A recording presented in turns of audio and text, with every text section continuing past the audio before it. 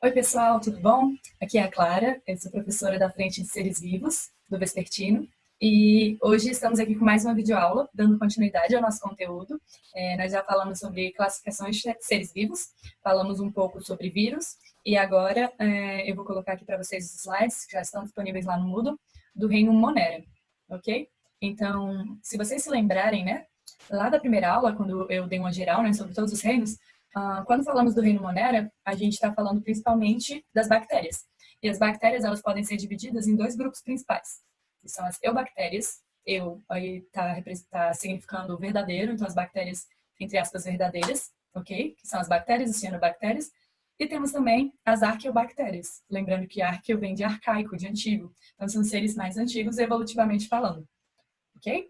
E a principal característica desse reino é que eles são procariontes, ou seja, eles não vão ter o seu DNA, aqui, que eu estou apontando aqui com laser, organizado dentro de um núcleo.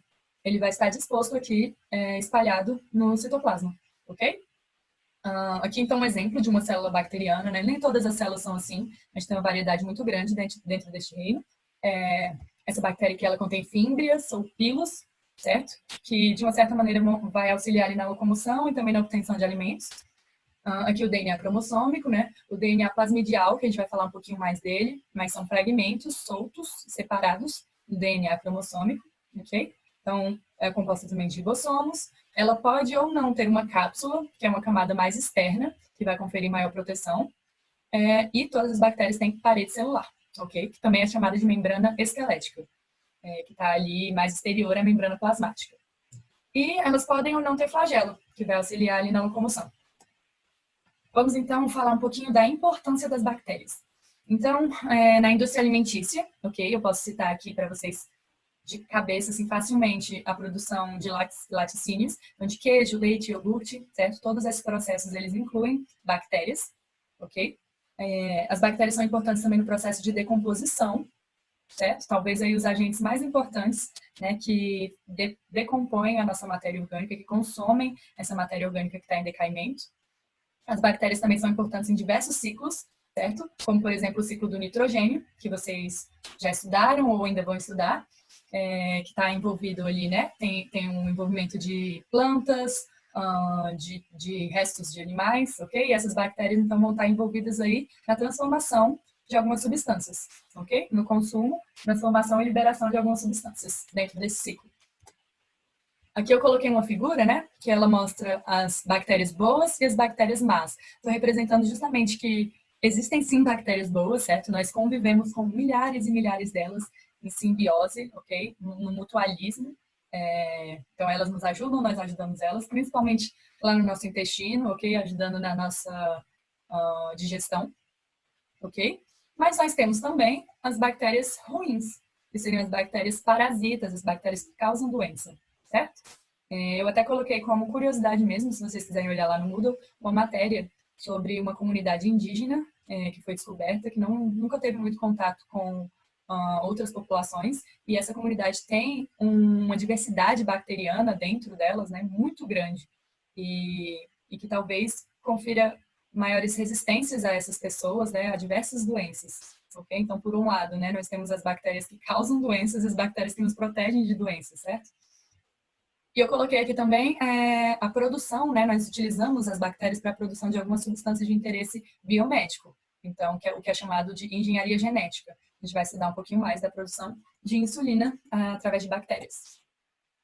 Então, falando aqui um pouquinho mais, né, sobre a célula da bactéria, vamos falar aqui da cápsula. Então, a cápsula, como eu falei para vocês, nem todas as bactérias vão ter.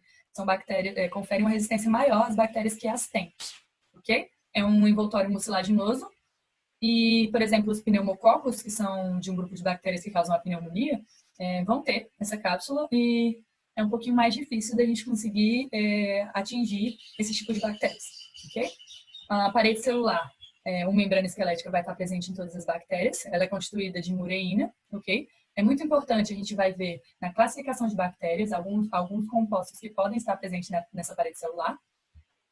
E o DNA plasmidial, né, que são, como eu falei antes, moléculas que não estão ligadas ao cromossomo bacteriano, são muito importantes, tanto na engenharia genética, são esse tipo de DNA que os cientistas vão utilizar para poder fazer a bactéria produzir a substância que a gente tem interesse. E também, dentro desse DNA plasmidial, estão alguns genes que conferem bactérias resistência a alguns antibióticos. Ok? Então, vamos lá falar um pouquinho da produção de insulina, que é o exemplo que eu dei, né, do uso de bactérias na engenharia genética. Então, aqui, né, vocês veem uma célula humana pancreática. E dentro do DNA dessas células, então, existe o gene que vai programar aquela célula para produzir a insulina humana, certo? Então, esse gene é extraído desse DNA e recombinado com o DNA plasmidial retirado de uma bactéria, ok? Então, você retira o DNA plasmidial de uma bactéria, que é cortado aqui com algumas enzimas de restrição, e recombina esse DNA com esse pedaço do gene que você retirou de uma célula humana, certo? Então, aqui a gente vai chamar de DNA recombinante. Esse DNA recombinante ele vai ser introduzido numa célula bacteriana nova, ok? Essa célula bacteriana, então, vai ter esse DNA plasmidial, que tem o gene que é de interesse, certo? Então, dentro de um tanque de fermentação, essas bactérias então vão se multiplicar bastante e vão produzir várias bactérias que vão ter esse DNA recombinante que contém o gene da produção de insulina humana, ok? Depois, né, quando você já tiver uma quantidade considerável de bactérias, elas vão produzir a insulina, porque está aqui, né, no DNA delas, certo? E você pode extrair, purificar essa insulina humana, ok? Para utilizar, então, no tratamento de pessoas que vão necessitar dessa substância, como, por exemplo, diabéticos, certo? Então, a partir desse DNA plasmidial, a gente consegue cortá-lo, né, e recombiná-lo, sem que haja um prejuízo ali para a célula bacteriana. Então, através dessa técnica, a gente consegue fazer que a bactéria produza a substância do nosso interesse. Bom, pessoal, agora vamos falar um pouquinho sobre classificação de bactérias, ok? Então, começando a falar disso, nós podemos classificar bactérias de algumas maneiras distintas. Uma delas é a partir da coloração. Então, nós temos, né, esse cara aqui da foto, que é o Christian Graham. Em 1884, ele desenvolveu um corante que nós utilizamos até hoje para separar as bactérias em dois grandes grupos. Então, nós temos o grupo das gram-positivas e o grupo das gram-negativas. E em que se baseia essa coloração, né? É um corante, certo? Então, ele vai se ligar a moléculas dos peptídeos glicanos que existem na parede celular das bactérias, na membrana esquelética, né? Então, ou seja, as que vão reter o corante, onde vai haver essa ligação das moléculas do corante com os peptídeos glicanos, são as gram-positivas, porque elas vão sofrer a ação do corante e vão apresentar uma coloração roxa, ok? Já as gram-negativas, elas não vão apresentar coloração roxa, elas não vão ser coradas, elas vão ficar com a coloração avermelhada. Por quê? Bem, geralmente em meio de bactéria, quando você olha as bactérias, elas vão ter uma coloração mais próxima do vermelho, certo? Então, quando elas não são coradas, elas vão permanecer com essa cor. E as gram-negativas, elas vão ter, após a parede celular, algumas moléculas de lipossacarídeos, certo? Então, esses lipossacarídeos vão impedir que o corante se ligue com os peptidoglicanos da parede celular e, portanto, vão impedir essa coloração. Então, aqui tem um desenho para exemplificar tudinho que eu acabei de falar. Então, vamos ver aqui primeiro as gram-positivas. Nós temos aqui a parede celular formada por peptidoglicanos, certo? E aqui nós temos a membrana plasmática comum a todas as células, ok? Então, quando a gente joga o corante aqui, o corante vai se ligar aos peptidoglicanos e a gente vai ter a coloração roxa, a coloração gram, com as gram-positivas. As gram-negativas, elas vão ter na sua parede celular essa composição de peptidoglicanos, mas além disso, elas vão ter aqui interligadas, lipossacarídeos, ok? Então, esses lipossacarídeos aqui, eles vão impedir a conexão das moléculas de corante com os peptidoglicanos, ok? E por que isso é importante? Bom, nós sabemos que as gram-negativas, elas tendem a ser mais resistentes a vários medicamentos porque elas têm essa camada extra na sua parede celular, ok? Por exemplo, nós sabemos que as gram-positivas, elas são suscetíveis a, por exemplo, o uso da penicilina, ok? Então, a partir do momento que você está tentando identificar que infecção bacteriana é aquela, se você sabe que ela é uma gram-positiva, você pode começar o tratamento, pensar em começar o tratamento com a penicilina. E se você já vê que ela é uma gram-negativa, você sabe que ela tem mais tendência a ser resistente à penicilina, certinho? Então, aqui uma questãozinha muito fácil sobre coloração, para vocês verem que não é difícil. Então, vamos lá. A coloração de Gram, muito utilizada na medicina em doenças bacterianas, diferencia as bactérias em Gram-positivas e Gram-negativas. O reconhecimento dessas bactérias na infecção é importante, pois determina condutas específicas de tratamento, assim como eu acabei de falar, né? Então, vamos assinalar a alternativa que corresponde à estrutura das bactérias que são responsáveis por esse método de coloração. Então, gente, bora lá, alguns segundinhos aí para vocês responderem, eu tenho certeza que vocês já sabem qual é.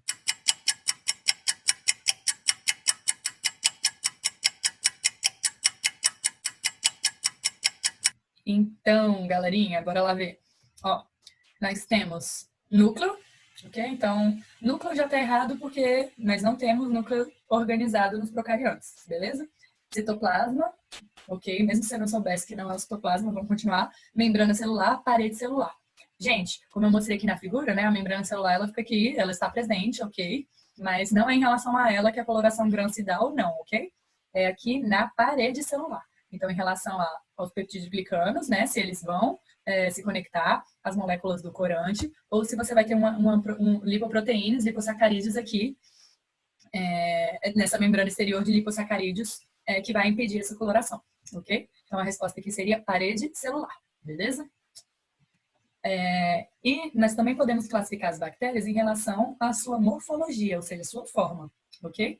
Muito simples também, aqui é bem intuitivo. Nós temos aqui cocos isolados, então cocos é esse formato arredondado, certo? Parece uma ervilha, talvez, aqui, né, porque está colorido de verde, mas nós temos aqui os cocos isolados. Se as bactérias tendem a ter esse formato aqui, ó, de vários cocos enfileirados, ela vai ser classificada como streptococo. E se os cocos formarem essa estrutura aqui, mais tridimensional, seriam os estafilococos, ok? Então, eu mencionei antes na aula os pneumococos, ok? Que tem essa morfologia e são do grupo de bactérias causadoras da pneumonia, ok? Aqui nós temos os bacilos, que tem esse formato aqui, né? Parece uma pílula, né? Algo assim. E talvez os mais famosos sejam os lactobacilos vivos, né? Presentes em alguns iogurtes, ok? Nós temos aqui os espirilos, que eles vão ter essa forma espiralada. E nós temos o vibrião, que vai ter esse formato aí mais ou menos parecido com um grão de feijão, ok? Então, bem intuitivo mesmo. Aqui é como são classificadas as bactérias em relação à sua forma, diversidade morfológica. Nós podemos também falar da diversidade metabólica, ou seja, a gente vai agora classificar as bactérias em relação ao seu metabolismo. Então, em relação a como que elas obtêm matéria orgânica e produzem energia, ok? Então, vamos falar aqui primeiro das heterótrofas. Então, lá na primeira aula eu comentei, né, que os heterótrofos, eles não produzem a própria matéria orgânica, eles precisam adquirir, se alimentando, né, de outros organismos para eles poderem produzir a energia deles, ok? Energia para suas células, certinho? Então, nós temos aqui, né, nas bactérias heterótrofas, as decompositoras. Então, todas elas aqui não produzem matéria orgânica, simples por elas mesmas. Essas bactérias têm que se alimentar de algo, ok? Então, nós temos as decompositoras, que, como o nome já diz, né, elas decompõem, elas vão se alimentar de matéria em decaimento, ok? Então, eu coloquei aqui um exemplo para vocês. Saprófitas é exatamente organismos que se alimentam de matéria em decaimento, ok? Nós temos as bactérias que são parasitas, ou seja, elas infectam outro ser vivo, né, e se utilizam ali dos recursos desse outro ser vivo, prejudicando-os, então são os parasitas. Então eu coloquei aqui a salmonela, né, causadora aqui, uma das espécies causadoras de salmonela, que são essas bactérias em vermelho aqui, certo? Do tipo bacilos, né? Invadindo a cultura de células humanas, ok? E também existem as simbiontes. O que são as simbiontes? São as que vivem sem prejudicar o organismo, ok? Então, como por exemplo as bactérias que vivem dentro do nosso corpo, ok? Nos auxiliando ali na nossa digestão. Então, aqui eu coloquei uma bactéria que é bem famosa, que é a E. coli, certo? E ela se encontra normalmente no trato gastrointestinal inferior dos organismos de sangue quente. Então, nós temos muitas bactérias E. coli dentro de nós, ok? Quando há um desequilíbrio dessa quantidade de bactérias, a gente pode ter alguns probleminhas aí gastrointestinais, ok? Mas são organismos que, de maneira geral, ocorrem em simbiose conosco. Certo. Falando um pouquinho mais aqui do metabolismo heterótrofo, ok? Dentro dos heterótrofos, nós temos os organismos que são aeróbios, as bactérias aeróbias, e anaeróbias. O que é isso? Aeróbio está relacionado a são consumidores de oxigênio, ok? e anaeróbios, a an aqui está como negação, né? Então, vamos lá falar primeiro das aeróbias. Então, existem as aeróbias obrigatórias, ok? O que são as aeróbias obrigatórias? Elas só vão sobreviver na presença de oxigênio, ok? Então, elas realizam respiração celular, que é aquela respiração que a gente aprende mesmo, né? Que nós também fazemos. Então, nós utilizamos o gás oxigênio como aceptor final de elétrons, ok? Já as anaeróbias, aí a gente vai falar de obrigatórias ou facultativas. Como assim? As anaeróbias obrigatórias, elas morrem na presença de oxigênio. Então, elas são obrigatórias porque elas não podem mesmo estar na presença de oxigênio, ok? Então, nós temos aí como exemplo os bacilos do tétano, as bactérias desnitrificantes, ok? Que estão envolvidas lá no ciclo do nitrogênio.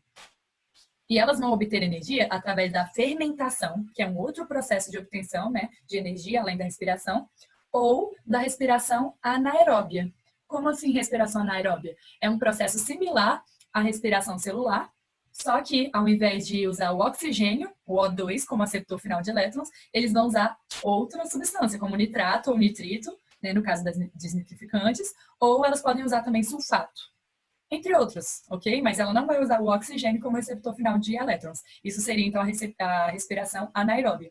Ou elas podem também fazer fermentação. Então, a fermentação, né? Eu posso falar um pouquinho mais sobre isso em uma próxima aula, mais para frente um pouco, né, para não entrar muito, porque a gente tem muito conteúdo. Mas a fermentação, nós temos a fermentação alcoólica, certo? E a fermentação lática. Que a fermentação alcoólica vai dar como resultado o álcool, certo? Por isso fermentação alcoólica, que é utilizada, por exemplo, no processo de fabricação das bebidas alcoólicas, ok? E a fermentação lática, ela vai dar como resultado ácido lático, que está envolvido, por exemplo, quando malhamos demais, o que acontece, né? Quando o nosso organismo, aqui não tem nada a ver com bactéria, mas é só para falar um pouquinho de fermentação lática. Então, quando nós utilizamos demais o músculo, ele não vai conseguir se oxigenar tão rapidamente quanto a gente está precisando de energia. Então, ele vai recorrer a outra maneira de obter energia, que é a fermentação, certo? Então, a gente está lá utilizando o músculo, né, malhando, e ele vai precisar fazer a fermentação para a gente conseguir energia para aquele momento, ok? Só que esse processo, ele dá como resultado o ácido lático, que é o que vai resultar nas nossas dores, ok? Musculares, lá no dia seguinte, ou até mesmo algumas horas depois já do exercício.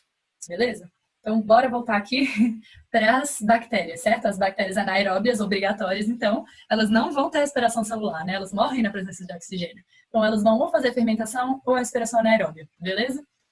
Só que a gente tem também as bactérias anaeróbias facultativas. O que seria facultativo? Opcional, certo? Então, elas vivem tanto na presença quanto na ausência de oxigênio. Se tiver oxigênio, massa, elas vão fazer aqui a respiração celular, porque é uma forma de obtenção de energia muito boa, certo? E valorizada pelos organismos, porque ela dá muita energia mesmo.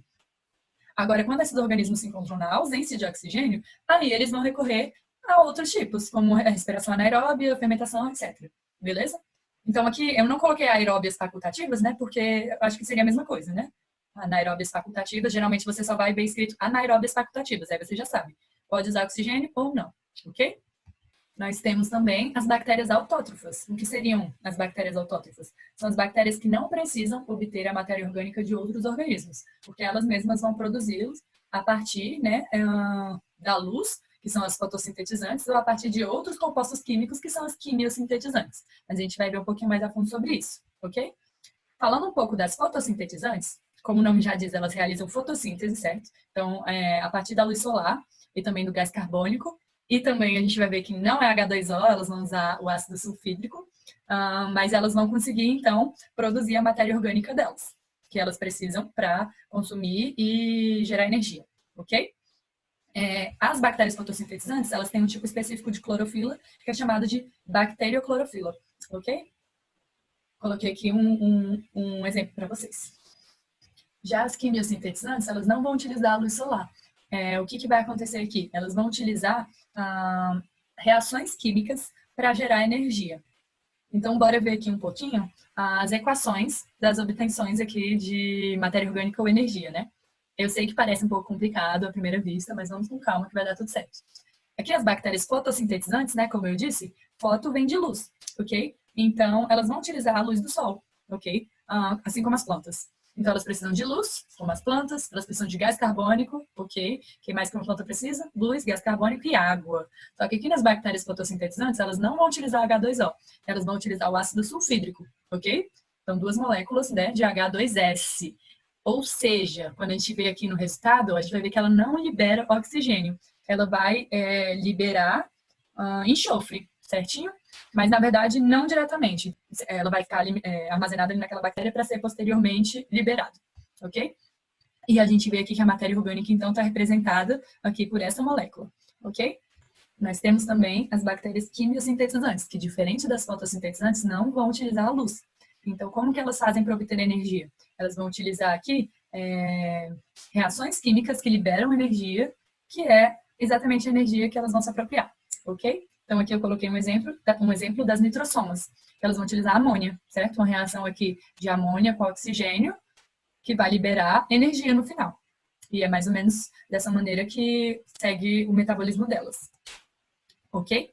Vamos falar um pouquinho, então, sobre a reprodução das bactérias. Eu queria mostrar um vídeo aqui para vocês, rapidamente, né? Então, você vê que em 20 minutos, 2 já viraram 4. Em 40 minutos, elas continuam se reproduzindo com muita velocidade. Em 1 hora, você já tem ali, né? Não estou mais contando. Mas parece que elas estão ficando grandes, mas, na verdade, elas estão se dividindo mesmo, né? 1 hora e 40 minutos, você já tem aí muitos organismos. 2 horas e 20 minutos. Então, é uma reprodução muito rápida, certo? E como funciona? Então, a reprodução do vídeo que eu mostrei para vocês é uma reprodução muito rápida, né? Que consiste em processos de amitose. Por que a gente chama amitose e não mitose? Porque não há aquela formação do fuso de divisão que a gente enxerga nas células eucarióticas, nos eucariotos, ok? Então, como é que funciona a mitose? Nós temos a formação do mesossomo, ok? Aqui é o DNA espalhado, né? Que eu representei aqui como essa coisinha vermelha. E a partir da formação do mesossomo, você tem a duplicação, então, desse material genético e, finalmente, a bipartição aqui de toda a estrutura bacteriana, ok? Então, reprodução assexuada, processo de amitose, bem tranquilo. E nós podemos falar também de outras formas de reprodução que são consideradas por muitos autores como reprodução sexuada. Começando, então, falando da conjugação, que é um tipo de recombinação gênica. Okay? Como assim recombinação gênica, né? É uma troca ali de genes, a gente vai ver um pouco mais a fundo. Então, bora olhar aqui para a figura. Ó. Nós temos uma bactéria doadora, então tá aqui o DNA cromossomal dela e o DNA plasmidial, vocês lembram, né, que eu comentei. E aqui tem um pilus, que são as fímbrias, lá daquele modelo de célula bacteriana que eu mostrei no início da aula. O pilus, ele também vai servir para esse tipo de produção, ok? E aqui nós temos a bactéria recipiente.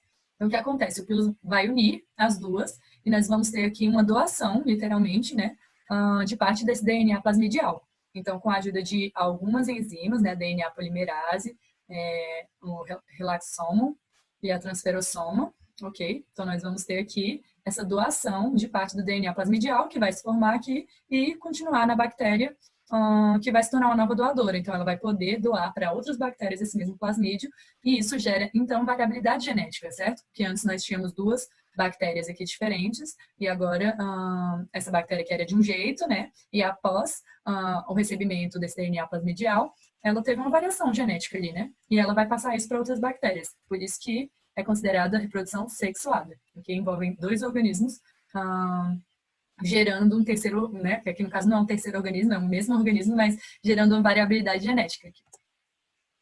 Nós temos também a transdução. Como funciona a transdução? Aqui a gente sempre vai ter o auxílio, né, de um vírus. Então, lembra que a gente comentou dos bacteriófagos, né, que são os vírus que infectam apenas bactérias.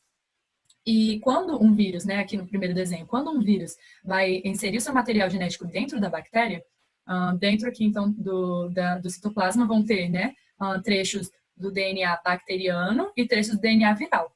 E aí, quando esses vírus forem se formando, né, alguns vírus vão ter o DNA apenas viral e outros vírus vão acabar tendo o DNA misturado ali. Às vezes, algumas partes, algumas moléculas de DNA bacteriano acabam indo aqui para o capsídeo do vírus. E quando esses vírus saem, né, para infectar novas células, pode ser que esse vírus que tenha trechos aqui do DNA bacteriano infecte uma outra célula e misture esse DNA bacteriano, que estava aqui presente também no seu capsídeo, com o DNA da nova bactéria infectada, gerando assim também variabilidade genética, por isso considerada reprodução sexuada, ok? Então nós temos conjugação entre duas bactérias, nós temos a transdução com o auxílio de um vírus, e nós temos a transformação, que é só lembrar lá da explicação que a gente deu, né, que a gente viu sobre insulina, como produzir insulina humana a partir de uma cultura de bactérias, né? Então aqui é o mesmo desenho, tá? Gente, são as mesmas coisas representadas.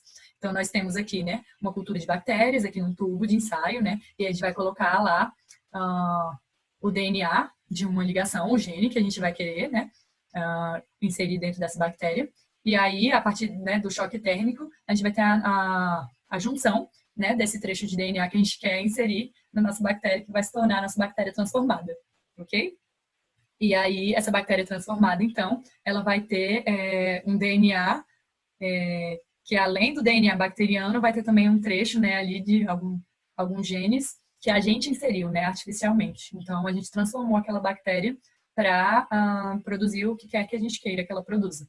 Então, isso também é uma forma de reprodução sexuada, porque gera variabilidade genética. Certo? Nós tínhamos aqui um tipo de bactéria que tinha um genoma, e a partir do momento que a gente inseriu outro gene ali, outro gene, um conjunto de genes, a gente gerou variabilidade, e as bactérias filhas, né, todas vão ter essa variabilidade que artificialmente a gente induziu, né?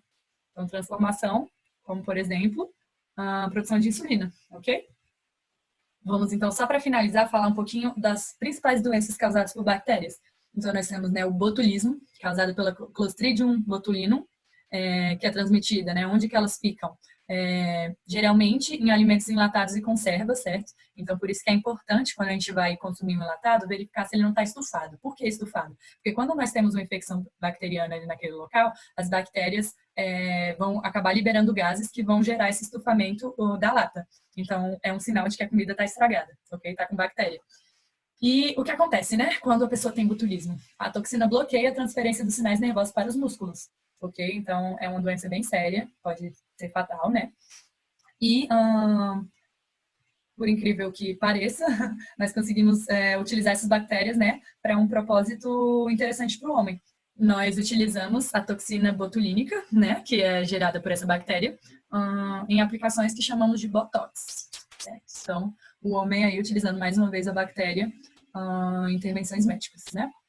Outras doenças, né? Nós temos a cólera, então, que é causada pelo Vibrio cholerae, geralmente transmitida em água, por água ou alimentos contaminados, e aí gera diarreia, vômito, câimbras, certo? É uma doença bastante presente em lugares onde as pessoas não têm saneamento básico, certo? Temos a coqueluche, nós temos a hanseníase, eu vou deixar essa tabela aqui para vocês darem uma olhadinha melhor, ok? A pneumonia, como eu mencionei, né, causada por bactérias do grupo dos pneumococos, então eu coloquei aqui uma espécie. Inalação de ar contaminado, certo? Então a pneumonia é uma transmissão fácil, né, e gera infecção pulmonar. Nós temos o tétano, que é causado pela Clostridium tetani, e nós falamos dela quando a gente falou das bactérias que são anaeróbias obrigatórias, né? Ou seja, elas morrem na presença de oxigênio. Então como que o tétano está aqui presente no solo em objetos contaminados? Essa bactéria, como algumas outras bactérias também, podem produzir esporos, elas podem esporular, ok?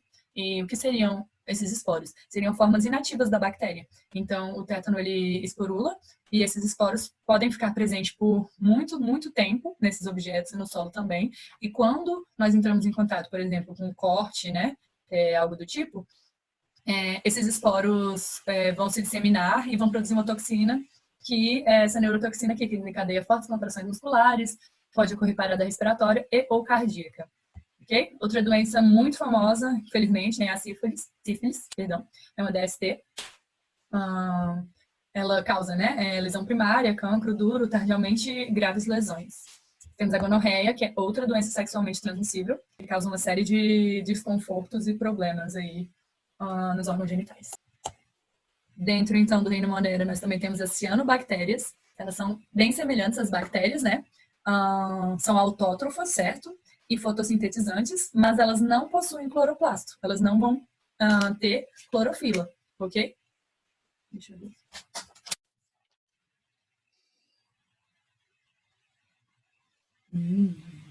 Tá, beleza. Mas elas não possuem cloroplasto, certo? Então, as suas clorofilas, elas vão estar presentes no citoplasma e também em ramificações que a gente vai ter da membrana plasmática, que são chamadas também de lamelas fotossintetizantes, ok?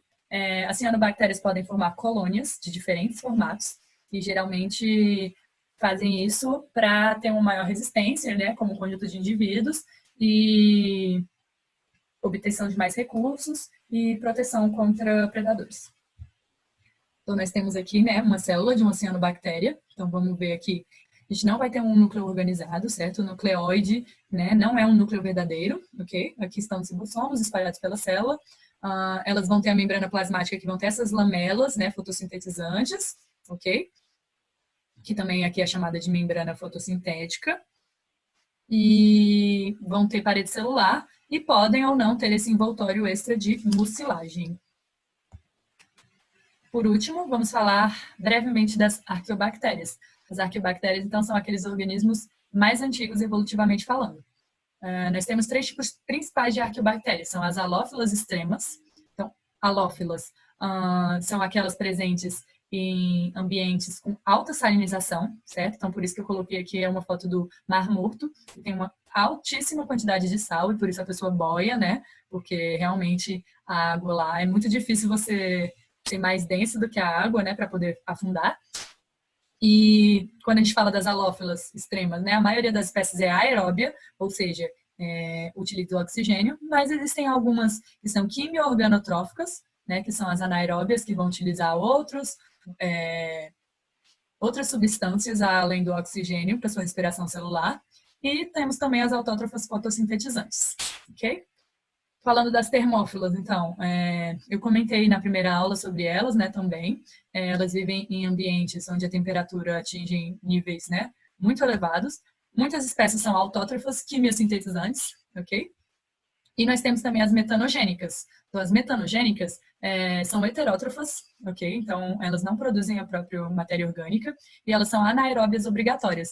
Elas morrem em contato com oxigênio, ok? Muitas bactérias metanogênicas estão presentes nos aterros sanitários, nos lixões aí afora, né? Então, a partir do chorume, elas se alimentam e elas vão gerar gás metano, por isso são chamadas de metanogênicas, ok?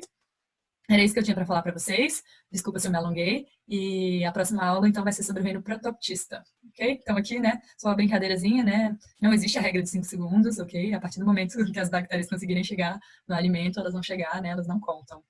E é isso, pessoal. Tchau, tchau e bons estudos.